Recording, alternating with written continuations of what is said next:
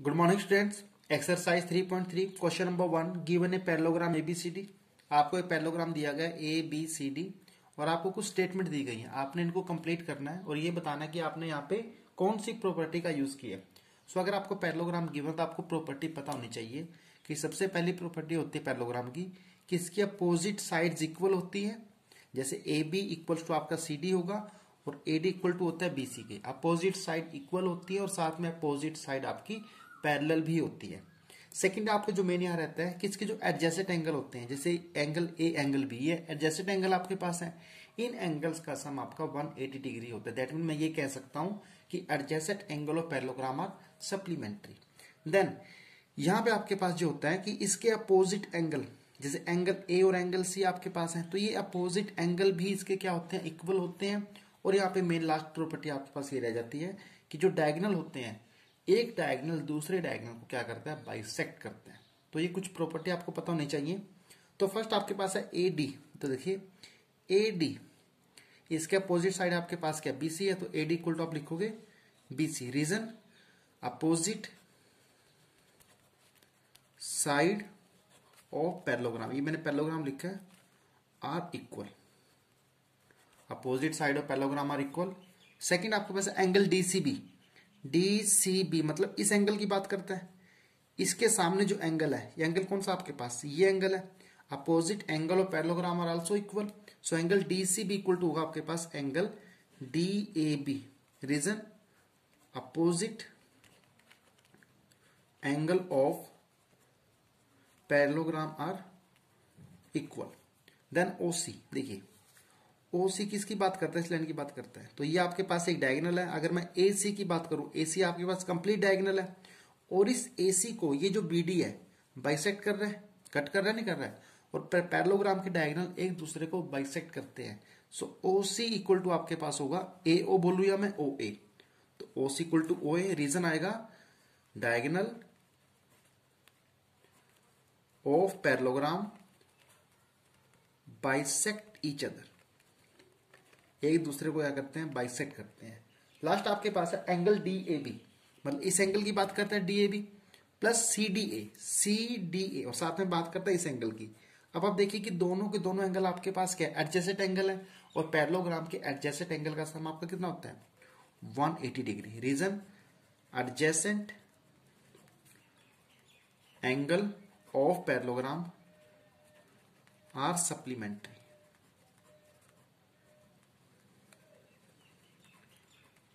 Supplement, ये आपका first question है।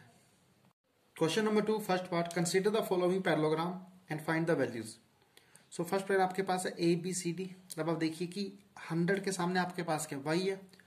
So angle Y equal to आपके पास होगा 100 degree. Reason opposite angle of parallelogram are equal. Equal हो गया, एक्स पता लग गया आपको, ये पता लग गया। आप देखिए कि ये जो एंगल और ये एंगल है, ये दोनों एंगल क्या, एडजेसेंट एंगल है। तो मैं यहां से क्या बोल सकता हूं कि x plus 100 degree equals to आपके पास क्या होगा, 180 degree. Reason adjacent angles are supplementary. मैं कंप्लीट लिखता नहीं मैं। सो x यहां से आएगा 180 माइनस 100। सो x आपके पास कितना आता है, 80 डिग्री आपके पास आएगा।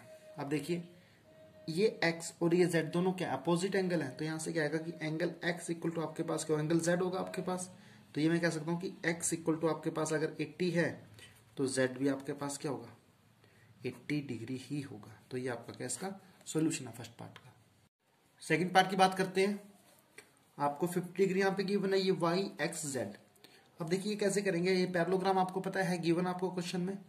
सो ये दोनों एंगल आपके पास क्या बनते हैं, एडजेसेंट एंगल बनते हैं। तो मैं क्या लिख सकता हूं कि y plus 50 degree equals to आपके पास आएगा 180 डिग्री। सो y यहां से आता है 180 माइनस 50, दैट मीन y आपके पास आ जाता है 130 डिग्री। और आप यहाँ रीजन लिख देना कि सप्लीमेंट्री एंगल्स है। फिर x और y दोनों अपोजिट है। सो x इक्वल्स टू क्या होगा, y होगा। तो y आपके पास 130 है, तो x भी आपके पास क्या हो जाएगा, 130 डिग्री हो जाएगा। अब मेन बात करते हैं कि ये एंगल, ये आप कैसे निकालेंगे। सो आप लिखो इसको एंगल 1 लिख दीजिए आप। सो एंगल 1 इक्वल टू क्या होगा, 50 डिग्री। अगेन रीजन आपके पास क्या आएगा, अपोजिट एंगल्स आर इक्वल। अब ये एंगल 1 और z दोनों मिलके क्या बनाते हैं, लीनियर पेयर बनाते हैं, क्योंकि एक ही लाइन पे बने एंगल्स हैं। So angle 1 plus z equals to आपके पास क्या गिवन है, 180 डिग्री। रीजन लीनियर पेयर लिखूंगा यहाँ पे मैं। सो एंगल 1 आपके पास कितना है, मैंने अभी निकाला 50 degree, plus z equals to 180 degree, और z आपके पास आता है 180 डिग्री माइनस 50 डिग्री, या आपके पास आता है 130 डिग्री आपके पास आता है। थर्ड पार्ट आपको गिवन है, this is y x z 30 degree, यहाँ पे आपके पास क्या है 90 डिग्री है। आप देखिए कि दो एंगल्स, जैसे ये एंगल्स है, यहाँ पे आपके पास ये एंगल और ये एंगल इक्वल होते हैं, इंटरसेक्टिंग लाइन के अपोजिट एंगल्स बन गए ना ये, तो ये वर्टिकल अपोजिट एंगल आपके पास इक्वल्स होते हैं। सो यहाँ पे ये एंगल अगर 90 है तो x भी आपके पास क्या होगा, 90 होगा। तो आप डायरेक्टली लिखो x equal 90 degree. Reason vertical opposite angles आपके पास है। अगर x 90 आता है, अगर मैं इस ट्रायंगल को यहाँ पे अलग से बनाना चाहूँ तो ट्रायंगल कुछ ऐसी बनेगी, जहाँ पे ये एंगल आपके पास 30 डिग्री है, ये आपके पास आ चुका है 90, और यहाँ मेरे पास लिखा है y। सो मैं यहाँ पे यूज कर सकता हूँ angle sum property of triangle.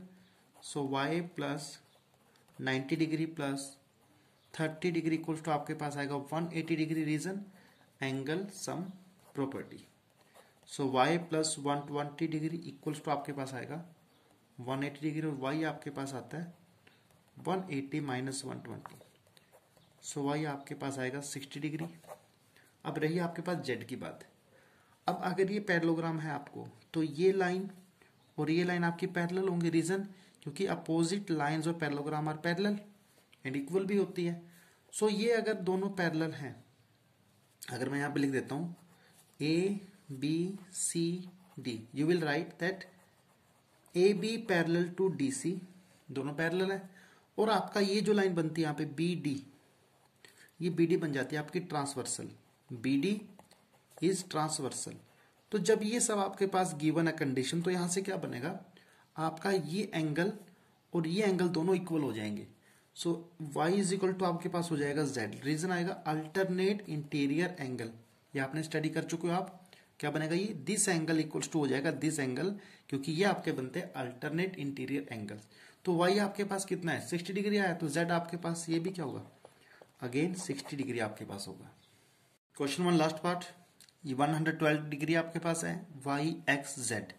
So directly मैं बोल सकता हूँ कि ये पैरेललोग्राम आपके पास है, तो y इज इक्वल टू आपके पास क्या होगा 112 degree. Reason opposite angle of parallelogram are equal, आप लिख सकते हो।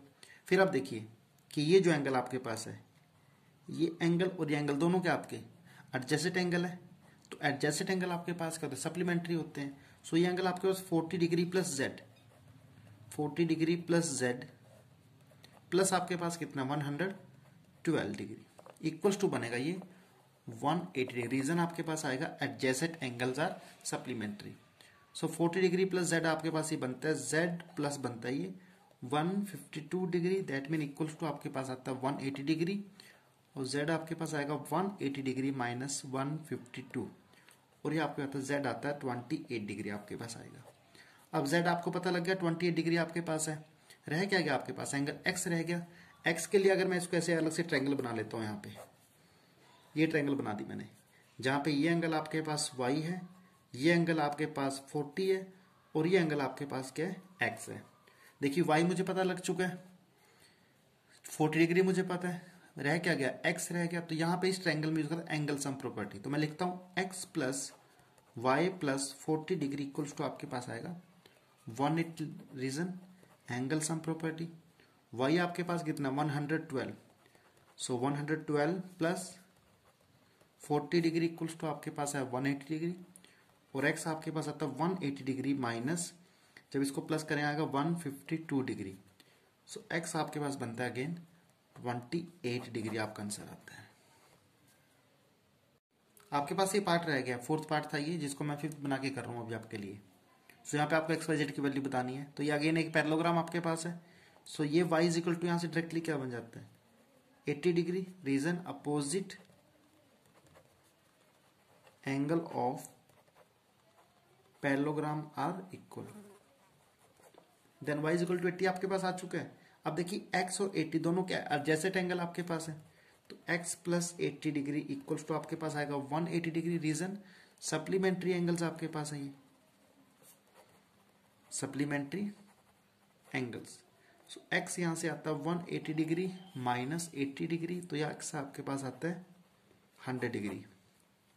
अब रही बात z की, z के लिए अगेन मैं आपको बताना चाहता हूं कि अगर ये दो लाइंस हैं, दोनों लाइन पैरेलल है और कोई तीसरी लाइन को ऐसे कट करती है, तो ये एंगल और ये एंगल आपके इक्वल हो जाते हैं, जिनको बोलते हैं कॉरस्पॉन्डिंग एंगल्स।